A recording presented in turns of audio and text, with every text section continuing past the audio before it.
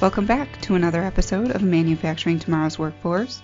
As always, I'm Amanda Del Buono here greeting you. Today, Christine LaFave Grace sits down with Dee Karabowicz, a mechanical engineer for Thales Defense and Security in Aurora, Illinois, and she also just took over as co-program director for the first LEGO League junior program in Chicago's far western suburbs. Christine and Dee discuss how Dee's experience with the first program inspired her to follow an engineering career path and the impact that current professionals can make on the workforce of the future. Here's their discussion.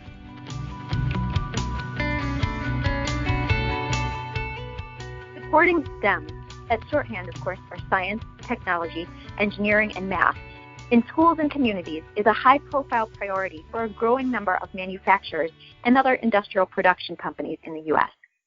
Whether that takes the form of sponsoring a local high school robotics team or hosting an on-site event to let students see what a manufacturing floor today looks like, this kind of engagement often is seen as a way to strengthen community connections and maybe, possibly, spark the kind of interest that inspires students to pursue studies that could land them a job in local industry down the line. But does that really happen? Amid competing demands for resources, both as a company and individually, how worthwhile is it for manufacturers to get involved in outreach efforts at the high school or even junior high or grade school level? Dee Karabowicz has a unique perspective on that question. She's a mechanical engineer for Thales Defense and Security in Aurora, Illinois, and she also just took over as a key industry leader and partner with the first LEGO League Junior in Illinois. Beyond that, Dee actually got her start in engineering as a participant in FIRST Robotics Challenges as a student. Dee, thanks so much for speaking with me today. Thank you. I'm happy to be here. To start off, can you tell me a little bit about how you got involved in the FIRST program as a student? How did you become aware of it, and what sparked your interest? So the first time I ever heard about FIRST programs was when I was in elementary school. As a fifth grader in an advanced math program, we were approached by the middle school computer science teacher to see if we would be interested in joining a first LEGO League team that they were planning to start up the next school year. That first year as a team, there were 6 of us. There were 4 boys, 2 girls. None of us knew what we were doing. We had a teacher who was just starting to learn the ropes, and we had 6 mentors that were all in middle school as well that were still trying to figure out what we were supposed to be doing. Right. The 6 of us that first year had so much fun. We came back the next year and then the next year. And as we kept coming back, our program kept growing past what our school supported and developing into a larger program in our area. Can you tell me a little bit about what your participation looked like at that time? What kinds of activities and competitions were you involved in then?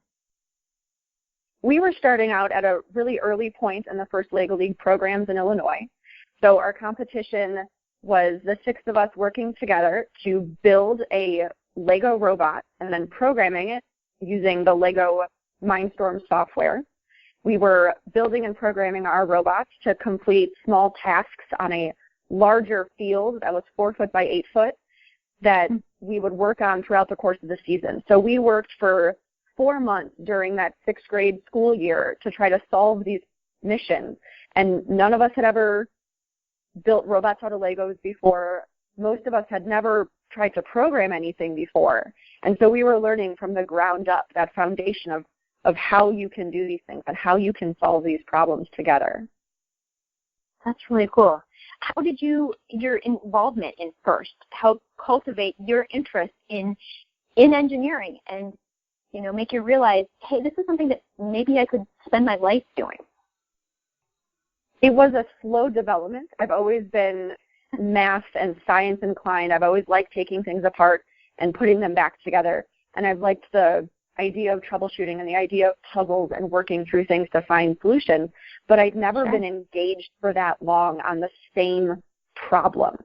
And what it did, it worked to kind of put out there that you can get the social aspect, you can get the teamwork, you can learn how to work with different people, you can be learning new skills and trying to solve a problem together, and then have a tangible demonstration of that problem that you're solving.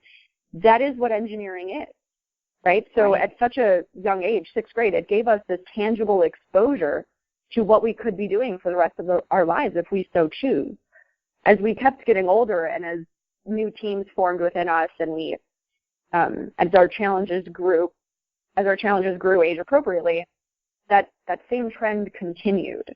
And then all of this was coupled, in fact, by the idea that we had parents and teachers and older students who were also engaged in what we were doing. And they were starting to mentor us. They were showing us different things we could be doing or what we could be doing in the future, careers, and guiding us through this process that was difficult in the first place. But with mentors, adults helping you, it gets easier. That's so interesting, too, because one of the things we hear from manufacturers is, you're bringing younger people on board, and even if they have the great hard skills, the technical skills, the know-how, they've come through, great education programs, sometimes still the soft skills, the problem-solving together, that kind of collaboration sometimes is lacking a little bit. And what a great opportunity through programs like this to nurture those, as you say, so early on. I think it is essentially important to develop teamwork skills early on. Otherwise, it's hard to be successful in school, even through middle school and high school, up through college if you choose to get a college education. In your job, it's hard to be successful if you don't know how to work with people and if you can't be a good team player as well. So you mentioned having mentors, older students as well as adults and parents. Were industry players involved? Did you have anyone coming in from local manufacturing companies to help support this too? And if you didn't, what kind of value as a mentor, as a leader now do you see in engaging there? We were so early on that we didn't have a lot of mentorship. Our mentorship, a lot of it came from technically inclined parents and teachers that were supportive of what we did. But now, 18 years later, the program's evolved. And so running the state program, parts of the state program as well, we have people in industry come in and they have partial day participation and interaction with teams, but then teams also have more consistent engagement of mentors throughout their season. And it is critically important because how do students know what they can do, right? Otherwise, engineering and technical things and being a doctor and being in manufacturing, it's just some black hole that they don't know much about. They might know a shop level, an engineer, I'm going to solve problems, but what types of problems? Right. What have you seen then, in your experience, if there are any specific examples you've seen of a student who made that connection or an industry professional who got involved as a mentor and again, you learn so much as a mentor as much from that side of the equation as from the mentee side of the relationship. Yes, there are so many tangible examples of that. One of the key roles with the middle school robotics programs is that teams have like this Capstone event that they go to that's either a qualifier or a state tournament, and they get interviewed by judges. And those judges are most technically inclined. So they have programmers talking to them about their robots. They have mechanical engineers talking to them about how they designed and built something. They have people in the field talking to them about their innovative projects that they worked on throughout their season. And so you get these people that relate exactly to what you've been working on for months, and you can talk to them on a different level, and you can engage with them on a different level as a student, and you can see what you could be doing. Wow. So powerful. So powerful for both sides. It is, and it's wonderful, too, as an adult looking back on this now and working with teams.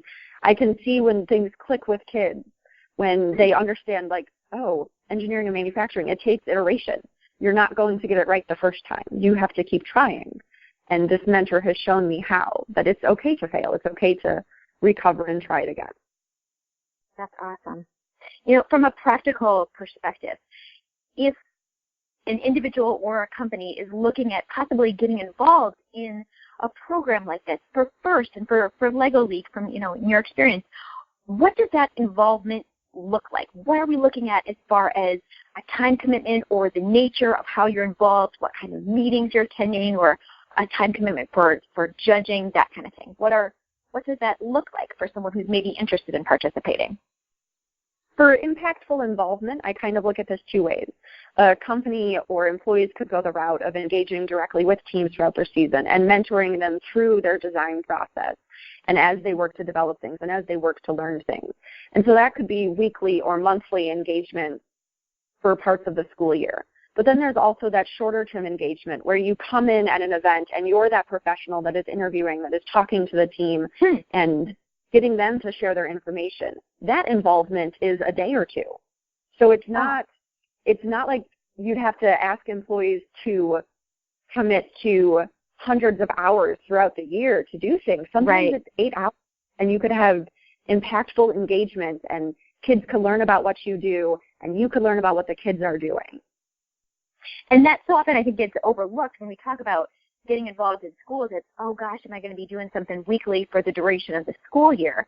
The fact that you have opportunities to do these shorter engagements, but what kinds of relationships can that spark, and how can that inspire the individuals who are getting involved in, maybe it's a one-time thing this year, but maybe down the line they would be looking at a weekly or monthly engagement.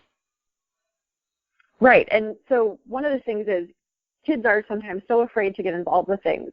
And even as adults, I feel like sometimes we're so afraid to get involved with things. We're worried about time commitment. We're worried about how much of a drain things are going to be. You can start small. Starting small shows you that it's possible. You can make your engagement and involvement more as you want to throughout the years. You can start off early with if your team is interested, we'd like to have a design review with you guys, and you can use some of our engineers. That might be one meeting, but the team might get so much information out of that meeting that the employees in the company might say, what if we mentored this team throughout their season? What if we mentored all of these teams in our area throughout their seasons? That's awesome. That's incredible. So if you are giving, kind of the elevator pitch, if you're going to a room and you're talking with someone who says from a manufacturing company locally, yeah, sounds cool, but I'm kind of on the fence. What would you say about how companies and individuals can meaningfully benefit from participating in this way? I would start by emphasizing the idea that it can start small, right? It starts little. It's one meeting. It's one tour of a facility where you can get a team in or a group of students in to see what you guys do and engage with the kids and have the kids engage with the employees. It doesn't have to be this lifetime commitment of mentorship. Many teams may not need that. And so if I were to talk to a company and if they were interested in mentoring teams in their areas, I would refer them to teams to start engaging with, or see if they would like to start by working at an event as a judge or as a referee, so they can engage with the students, see what they're doing, get a better understanding of their programs. And then I would start to tailor from there. One of the most amazing things about mentoring in general is when you can see that light switch on in the kids' minds, and you can see they get more engaged, they get involved, they can kind of start to see what's going on around them and start to grasp that from a different level. So many people in manufacturing and engineering learn by doing, and it's been proven that so many kids also learn by doing. For kids, it's hard to keep doing if you don't have role models, if you don't have peers that have done it and can kind of show you the way. And so having mentors come in that are adults, or having employees come in and volunteer at events, it shows them that there's a path, that they're on a path and it can lead somewhere, right? And we're doing this to try to get more students engaged in STEM and get them to stay in STEM throughout their education years, and as they go off to jobs, be in STEM and technical fields. And then we want them to come into our industries as well. And how do we do that? We have to show them what it means, right? We have to help show them the way. It doesn't mean that every student's going to come back and do it. That's not necessarily what we're looking for. But they're going to be likely to do it if they understand what it entails. Right. And equipped with the skills that will help them no matter what career they ultimately pursue. Oh, yes, definitely, right? I mean, every career uses teamwork and collaboration and compromising skills and documentation. Every job uses that. Right. So noting that sometimes the first step is the hardest one to take, how could I, as a manufacturer, get involved? What's the first way to reach out, to make a connection locally? What would you suggest? I would suggest that a company looking to get involved reach out to the regional partner or director. So for the elementary school, that K through third grade engagement, that would be me and my co-partner in Illinois. There's partners in every state and every region that can help connect employees and companies with the mentorship and volunteer opportunities that they would like, and that's within their capabilities. And it's never too late, right? It's not like, oh, the school year's already started, I got to wait till next September. Oh, it is never too late. There are robotics programs that stretch throughout the year. Our middle school program, our 4th through 8th grade program, is in Illinois. We're in the middle of our season. So we have tournaments starting in December. We have state tournaments in January. But we have teams that continue to go through events through July. And then in August, the season starts again. There is no break. It can keep going. And even off-season mentorship where students can come in and learn is huge, right? It keeps students engaged for potentially a couple of months that they're not doing robotics. Yeah, that's awesome. So many possibilities, so many opportunities. Well, I want to say, Dee, thank you so much for joining me today. Congratulations on your new role, and best of luck going forward with the competition. For Manufacturing Tomorrow's Workforce, I'm Christine LaFave Grace. Thanks, and have a great rest of your day.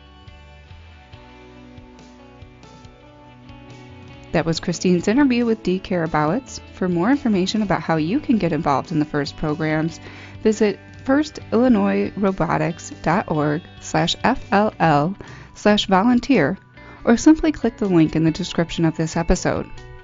Check back again in 2 weeks for the next installment of Manufacturing Tomorrow's Workforce. Have a great day.